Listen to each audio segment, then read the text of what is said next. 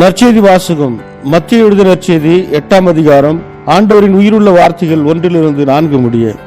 இயேசு மலையிலிருந்து இறங்கிய பின் பெரும் திரளான மக்கள் அவரை பின்தொடர்ந்தார்கள். அப்பொழுது தொழுநோயாளர் ஒருவர் வந்து அவரை பணிந்து, ஐயா, நீர் விரும்பினால் எனது நோயை நீக்க உம்மால் முடியும் என்றார்.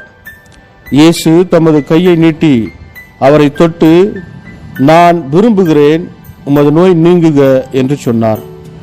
உடனே அவரது தொழுநோய் நீங்கியது.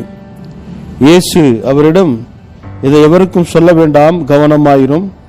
ஆனால் நீர் போய் உம்மை குருவிடம் காட்டி மோசே கட்டளையிட்டுள்ள காணிக்கையை செலுத்தும், நீர் நலமடைந்துள்ளீர் என்பதற்கு அது சான்றாகும் என்றார்.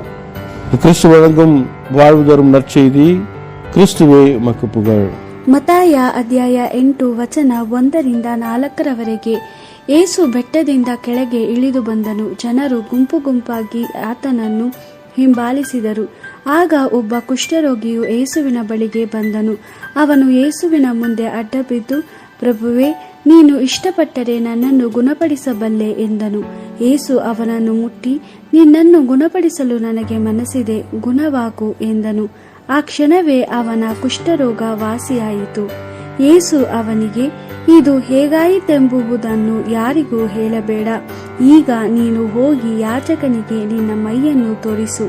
ಗುಣ ಹೊಂದಿದ್ದವರು ಮೋಶೆಯ ಆಜ್ಞೆಗನುಸಾರವಾಗಿ ಕೊಡತಕ್ಕ ಕಾಣಿಕೆಯನ್ನು ಅರ್ಪಿಸು. ನೀನು ಗುಣವಾದದಕ್ಕೆ ಅದು ಸಾಕ್ಷಿಯಾಗಿರುವುದು ಎಂದು ಹೇಳಿದನು. ದೇವರ ವಾಕ್ಯವಿದು. ದೇವರಿಗೆ ಕೃತಜ್ಞತೆ ಸಲ್ಲಲಿ. Gospel according to Matthew chapter 8 verse 1-4. When Jesus came down from the mountain, large crowds followed him. Then a leper came down, bowed low before him and said, Lord, if you want to, you can make me clean. Jesus stretched out his hand, touched him and said, I do want it, be cleansed. At that very moment, the man was cleansed from his leprosy. Then Jesus said to him, See that you do not tell anyone, but go to the priest, have yourself declared clean, and offer the gift that Moses ordered as proof of it. The Gospel of the Lord. Praise to you, Lord Jesus Christ.